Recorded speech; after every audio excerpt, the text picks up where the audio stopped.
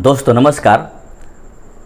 विजयनगर साम्राज्य के अंतर्गत हमने दो वंश को पहले ही जान चुके हैं, यानी इससे जस्ट पहले वाला वीडियो में हम लोग देख चुके हैं।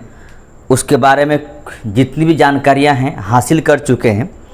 हम लोग अब नेक्स्ट दो वंश यानी तुलु वंश और आरवीडू वंश, ये दो वंश को देखेंगे। तो हम शुरुआत करते हैं तुलु वंश से। वंश का नाम है तुलु वंश, ठीक है। ये वंश चलेगी 1505 से 1565 ईस्वी तक, ठीक। मैं पहले बता चुका हूँ कि नरसा नायक का पुत्र वीर नरसिंह ने इमाडी नरसिंह की हत्या कर एक नए वंश की स्थापना की, जिसे हम तुलु वंश कहते हैं, ठीक है। तो याद इस बात का आप लोग ध्यान रखिएगा कि इमाडी नरसिंह जो सालू वंश के अंतिम शासक हैं, तो सालू वंश के अंतिम शासक इमाडी नरसिंह का संरक्षक के तौर पर नरसा नायक था। उनका बेटा है वीर नरसिंह। तो नरसा नायक का बेटा वीर नरसिंह ने इमाडी नरसिंह की हत्या कर दिया और सालू वंश का अंत हो गया और एक नए वंश तुलु वंश की स्थापना होगी। तो यानी संस्थापक के तौर पर याद रखेंगे वीर नरसिंह, ठीक है, वीर नरसिंह। अब मैं पहले ही बता चुका इसके बारे में कि वीर नरसिंह को द्वितीय वाला पहाड़ भी कहा जाता है, क्योंकि इसने भी एक विजयनगर साम्राज्य के शासक की हत्या किया था, ठीक है। अब एक बात और ध्यान रखेंगे कि 1509 ईस्वी में इस व्यक्ति का यानी वीर नरसिंह का 1509 ईस्वी में देहांत हो जाता है, मृत्यु हो जाती है। इसके बाद नेक्स्ट शासक के तौर पर आएंगे, उसका नाम होगा कृष्णदेव राय। कृष्णदेव राय, इस बात का ध्यान दीजिएगा कि कृष्णदेव राय पूरे विजयनगर साम्राज्य में चारों वंशों में सबसे महानतम शासक में गिना जाता है, ठीक है। यानी चार वंश, संगम वंश, सालू वंश, तुलु वंश और अरिवाडू वंश या आरवीडू वंश, इन चारों वंश में सबसे महानतम शासक कृष्णदेव राय हैं। ध्यान रखिएगा। इस प्रकार आप कह सकते हैं विजयनगर साम्राज्य की सबसे महानतम शासक कृष्णदेव राय, ठीक। चलिए, ये कब से कब तक? तो कृष्णदेव राय याद रखेंगे 1509 से 1529 तक, लगभग 20 साल तक शासन करेंगे। एक बात ध्यान रखिएगा कि 1512 में, ठीक है, 1512 ईस्वी में बहमनी साम्राज्य के बीजापुर को, बहमनी साम्राज्य के एक राज्य बीजापुर, ठीक है, बीजापुर को हराकर रायचूर द्वाब, जिसके लिए लड़ाई अभी से नहीं बुक्का प्रथम से चलते आ रहा है, उस रायचूर द्वाब पर अधिकार कर लिया, या ऐसा कह सकते हैं संपूर्ण रायचूर द्वाब पर कृष्णदेव राय ने अधिकार कर लिया, ठीक है। एक बात और ध्यान रखिएगा, 1513 से 18 के बीच में उड़ीसा के साथ युद्ध होता है, ठीक है, उड़ीसा के साथ युद्ध होता है। इस युद्ध में प्रताप रुद्रदेव यानी उड़ीसा का शासक का नाम है प्रताप रुद्रदेव, इसको हराते हैं और हराने के बाद इसकी बेटी से, ठीक है, इसकी बेटी से शादी कर लेते हैं। कौन? कृष्णदेव राय, ठीक है। यानी प्रताप रुद्रदेव की बेटी के साथ में शादी हो जाता है कृष्णदेव राय के साथ में। उड़ीसा शासक को हराने के बाद इसकी बेटी के साथ में कृष्णदेव राय की शादी हो जाता है, ठीक है। आगे एक बात ध्यान रखेंगे, कृष्णदेव राय तेलुगु भाषा में एक प्रसिद्ध ग्रंथ लिखा था जिसका नाम है आमुक्त माल्यद। याद रखेंगे, आमुक्त माल्यद। तो याद इस बात का रखेंगे कि कृष्णदेव राय ने तेलुगु भाषा में एक प्रसिद्ध ग्रंथ लिखा था जिसका नाम है आमुक्तमाल्यद। और इस प्रकार आप कह सकते हैं कृष्णदेव राय की एक प्रसिद्ध रचना है। इसका मतलब होता है आमुक्तमाल्याद का मतलब होता है मोतियों का माला। ठीक है, मोतियों का माला, इस बात का ध्यान रखिएगा। ठीक है, तो आमुक्तमाल्यद याद रखेंगे, माल्यद याद रखेंगे। और ये इसका शाब्दिक अर्थ होता है मोतियों का माला। तो दोस्तों इस प्रकार आप कह सकते हैं कि कृष्णदेव राय एक महान विद्वान भी थे। ठीक है, महान विद्वान भी थे। साथ ही साथ आप ये भी कह सकते हो कि विद्या प्रेमी भी थे। ठीक है, विद्या प्रेमी भी थे। तो इन दोनों के कारण से कृष्णदेव राय को अभिनव भोज भी कहा गया। ध्यान रखेंगे, इन दोनों कारणों से कृष्णदेव राय को अभिनव भोज भी कहा गया। ठीक है, और उसे आंध्र भोज भी कहा जाता है। याद रखेंगे, इसे आंध्र भोज भी कहा जाता है। साथ ही साथ आंध्र पितामह भी कहा जाता है। आंध्र पितामह भी कहा जाता है। यानी कृष्णदेव राय का अनेक नाम है, जिसमें से अभिनव भोज, आंध्र भोज या आंध्र पितामह, ठीक है, इतना नाम से पुकारे जाते हैं। आगे ध्यान रखिएगा कि कृष्णदेव राय संस्कृत में, ठीक है, संस्कृत में कुछ पुस्तक लिखे हैं। उन पुस्तक का नाम इस प्रकार है, याद रखेंगे। जाम्बवती एक पुस्तक है, दूसरी पुस्तक है कल्याणम, और तीसरी पुस्तक है उषा परिणय, उषा परिणय, और चौथी पुस्तक है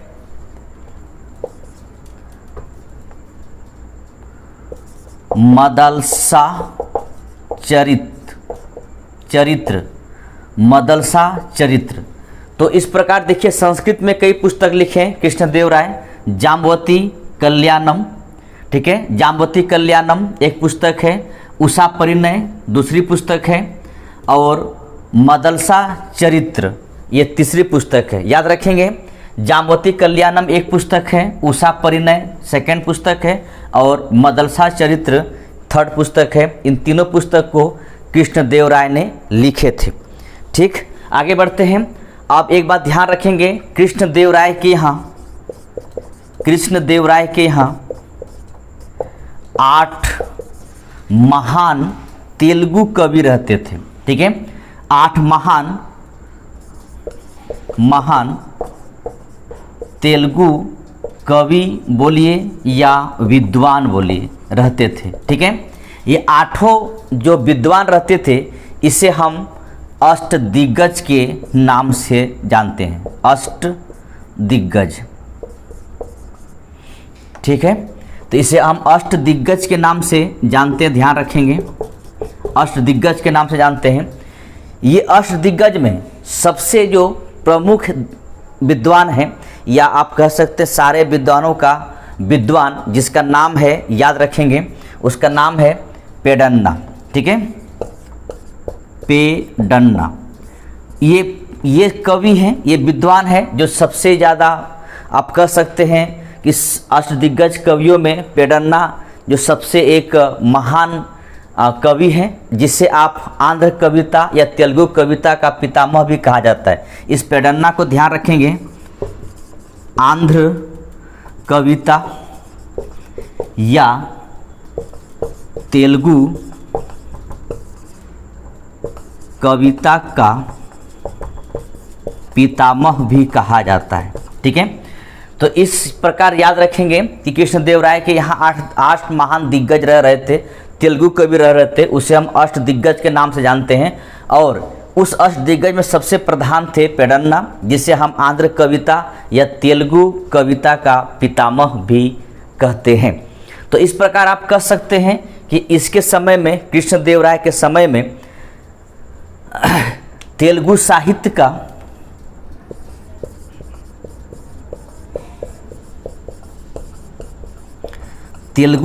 का क्लासिकल एज, ठीक है, क्लासिकल एज कह सकते हैं, ठीक है।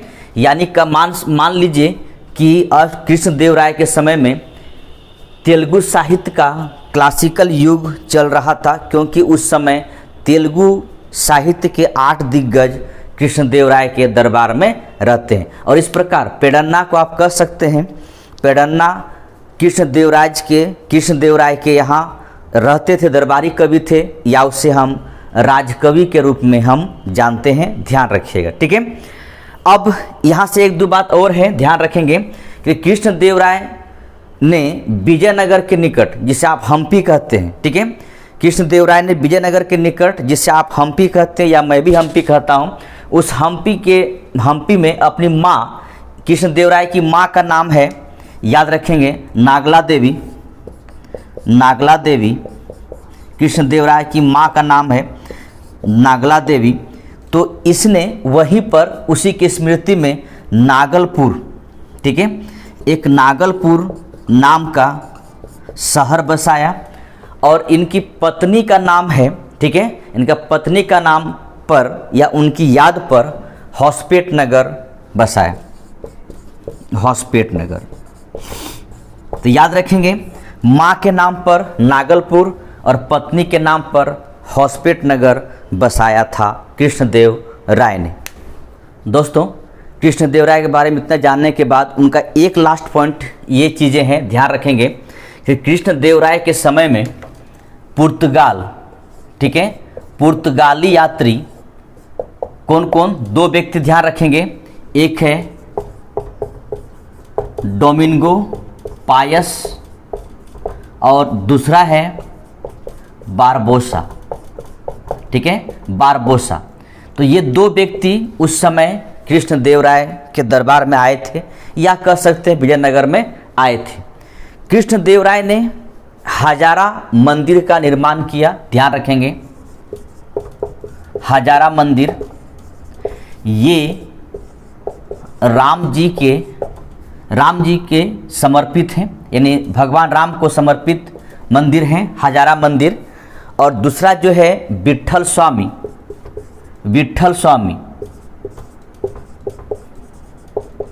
दूसरा मंदिर है जो कि कृष्ण जी को समर्पित है, ठीक है। यानी इस प्रकार आप कह सकते हैं कि कृष्णदेवराय ने 2 मंदिर बनवाए, एक है हजारा मंदिर जो कि राम भगवान को समर्पित है, और एक है विट्ठल स्वामी जो कृष्ण जी को समर्पित है, ठीक है। और इसके समय में 2 पुर्तगाली यात्री बारबोसा और डोमिंगो पायस आए थे। और लास्ट पॉइंट याद रखेंगे इसके बारे में कि कहा जाता है बाबरनामा जो बाबर की आत्मकथा है, जिसे तुर्की भाषा में लिखा गया है, इस बाबरनामा में कहता है कि कृष्णदेवराय उस समय जब बाबरनामा के लिखा गया था, उस समय एक महान शक्तिशाली शासक हैं भारत के, ठीक है। तो बाबरनामा में इस बात का जिक्र किया गया है कि एक तो एकमात्र हिंदू शासक उस समय कृष्णदेवराय, और ये भी एक महान शासक विजयनगर साम्राज्य का, ठीक है। और कहा जा सकता है कि कृष्णदेवराय अगर व्यक्तिगत तौर पे देखा जाए तो वैष्णव धर्म से संबंध रखते थे, ठीक है। नेक्स्ट शासक है इस वंश का, तुलु वंश का, वो है अच्युत देवराय, ध्यान रखेंगे, अच्युत्य देवराय। ये कब से कब तक, तो 1529 से 1542 तक, ठीक है। तो कृष्णदेवराय की मृत्यु के बाद अच्युत देवराय शासक बने विजयनगर साम्राज्य का, या कह सकते हैं तुलु वंश का। इसका जो राज्याभिषेक हुआ था, यहाँ रखेंगे, तिरुपति मंदिर में इसका राज्याभिषेक किया गया था। और ये महामंडलेश्वर नाम का एक अधिकारी का नियुक्त किया था, ठीक है।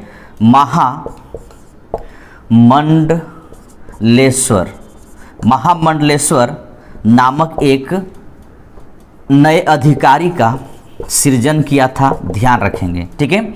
तो अच्युत देवराय जो कृष्णदेवराय के बाद आने वाले शासक हैं, जिसका राज्याभिषेक तिरुपति मंदिर में किया गया था और इसने एक नए अधिकारी महामंडलेश्वर का नियुक्ति किया था। इसके समय में एक यात्री आए थे, वो भी पुर्तगाली यात्री, ठीक है, पुर्तगाली यात्री जिसका नाम है, ध्यान रखेंगे, उसका नाम है नूनीज, ठीक, नूनीज। एक तो आप देखें ऊपर में कि एक डोमिंगो पायस और बारबोसा दोनों पुर्तगाली यात्री है, कृष्णदेव राय के समय में आए थे, और एक फिर नूनीज पुर्तगाली यात्री है जो कि अच्युत देव राय के समय में आए थे। और इस वंश का अंतिम शासक है जिसका नाम है सदाशिव, ठीक है, सदाशिव। दोस्तों सदाशिव ये तुलु वंश का अंतिम शासक है, ध्यान रखेंगे, अंतिम शासक है। लेकिन एक बात और ध्यान रखिएगा, ये एक कठपुतली शासक है।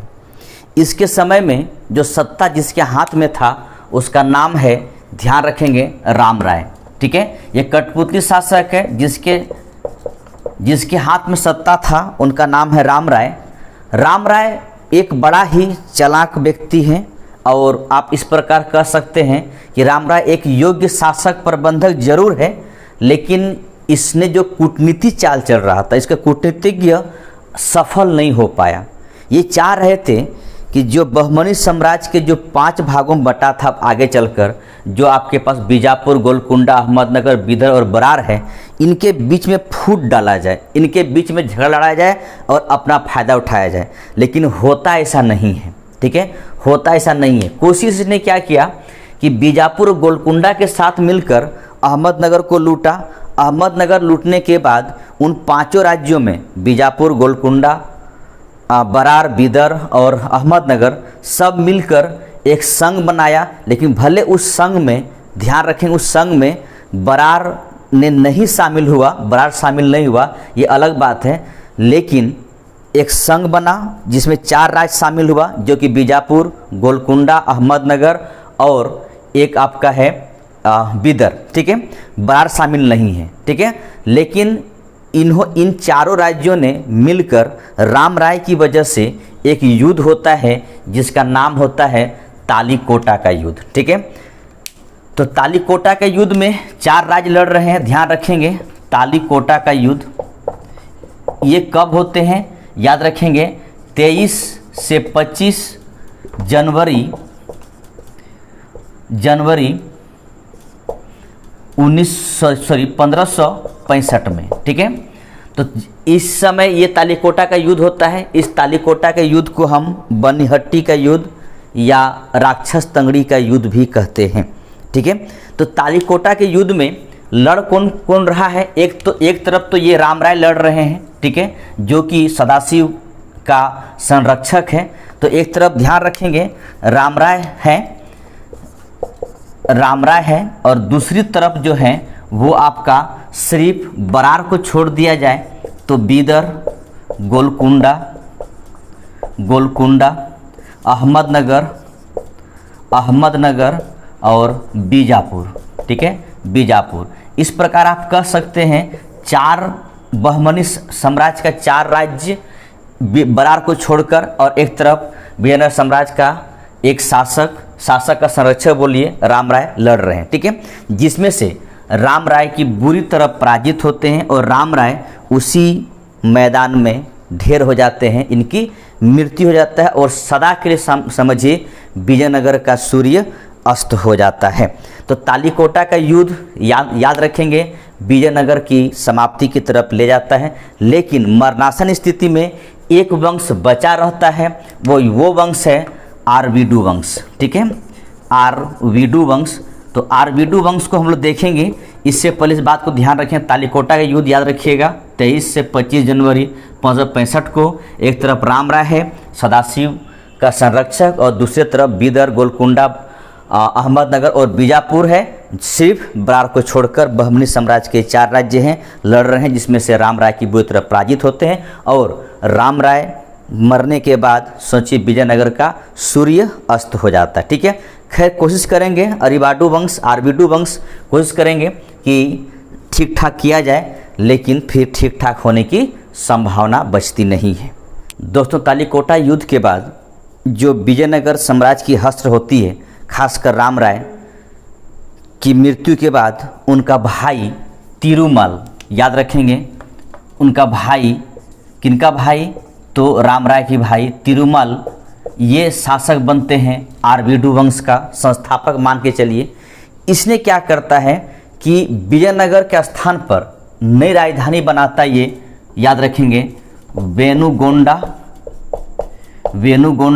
या पेनगोंडा, ठीक है, याद रखेंगे, चाहे वेनुगोंडा बोलिए या पेनगोंडा बोलिए, चलिए ठीक है। तो याद रखेंगे कि आरवीडू वंश का संस्थापक तिरुमल जो अपनी राजधानी को ट्रांसफ़र करते हैं कहाँ पर, विजयनगर से वेनुगोंडा या पेनगोंडा के तरफ ट्रांसफ़र कर देते हैं। और इसके बाद नेक्स्ट शासक इसका होता है आरवीडू वंश का, वो होगा वेंकट द्वितीय, ठीक है, वेंकट द्वितीय, जो कि सत्ता संभालेंगे 1586 से 1614 ईस्वी तक, ठीक है। और ये तिरुमल का पुत्र है, याद रखेंगे वेंकट द्वितीय तिरुमल का पुत्र है। और ये क्या करते हैं, वेनुगोंडा से, यानी वेनुगोंडा या पेनगोंडा से, जो बोलिए चलेगा, ठीक है, पेनगोंडा या वेनुगोंडा, ठीक है, इन दोनों इन जगहों से, यानी वेनुगोंडा बोलिए पेनगोंडा बोलिए, इन जगहों से अपनी राजधानी को फिर ट्रांसफ़र करते हैं और ले जाते हैं चंद्रगिरी, ठीक है। तो ध्यान रखेंगे कि इस प्रकार जो विजयनगर साम्राज्य की राजधानी है, जो 4 जगह आपको शुरुआत में बोला गया था, ठीक है, वही 4 जगह, यानी कि एक जगह था अरेगोंडी करके जगह था, ठीक है। इसके बाद दूसरा जगह था विजयनगर, जिसे हम्पी कहा गया। तीसरा जगह है वेनुगोंडा या पेनुगोंडा, और चौथा जगह है आपका चंद्रगिरी, ठीक है। तो विजयनगर साम्राज्य के 4 राजधानी, जिसमें से मुख्यतः हम्पी है, विजयनगर है, ठीक है। और इसने क्या किया कि वेनुगोंडा या पेनुगोंडा से राजधानी क्या किया, वो लेकर चला गया चंद्रगिरी, ठीक है। और आरवीडू वंश का अंतिम शासक, ध्यान रखेंगे, अंतिम शासक है श्रीरंग थर्ड, ठीक है, श्रीरंग थर्ड। तो याद रखेंगे, इस प्रकार आप ये कह सकते हैं कि आरवीडू वंश का अंतिम शासक श्रीरंग थर्ड, या कह सकते हैं विजयनगर साम्राज्य का अंतिम शासक जो दिखाई पड़ रहा है वो श्रीरंग थर्ड है। इस प्रकार हम चारों वंश को देखें, चारों वंश को जानें। आज आगे हम विजयनगर साम्राज्य के केंद्रीय प्रशासन, प्रांतीय प्रशासन, इसके बाद सामाजिक स्थिति, आर्थिक स्थिति, सबके बारे में जानेंगे।